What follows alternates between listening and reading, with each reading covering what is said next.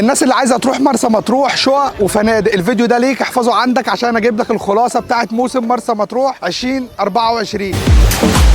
موفرين لك كل احتياجاتك اللي انت ممكن تحتاجها من شقق وابراج وفنادق. اول برج معانا برج بورتو عمر، البرج لسه جديد، صف اول على البحر، في غرف مكيفه، في روف عالمي. تاني حاجه معانا برج الماسة، برج 3 غرف مكيف في الفيروز. ثالث برج سعودي في قلب العوام بحي الدولار، من الفئه الاقتصاديه، وكل الشقق على الشارع مباشره. رابع برج منتجع شاليهات قصر الضيافه، 2 حمام سباحه اكوا بارك، وهتلاقي كل اللي نفسك فيه بسعر الشقه العاديه، وهتبقى واخد مميزات المنتجع. خامس حاجه معانا لؤلؤة الأبيض وبرج العمدة في الأبيض. انت كل اللي انت ممكن تحتاجه انك تيجي ومزاجك بس رايق، عشان هتقعد بينك وبين البحر الطريق مش اكتر من كده، وهتلاقي رؤية بانورامية للبحر مش هتلاقيها موجودة في اي مكان في مطروح غير في الأبيض، يعني الرملة البيضاء والمية الزرقاء. فنادق بقى واخدين لك فندق من افضل فنادق مرسى مطروح في قلب كورنيش عند محور المشير، فندق هاني مون. الفندق غرف منفصلة، تكييف، حمام داخلي، فطار وعشاء، كل اللي انت ممكن تحتاجه في إقامة فندقية في فندق مصنف تبع وزارة السياحة هتلاقيه موجود معانا. والاسعار ما اقولكش، فين اللي انت محتاجه عن خبرة سنين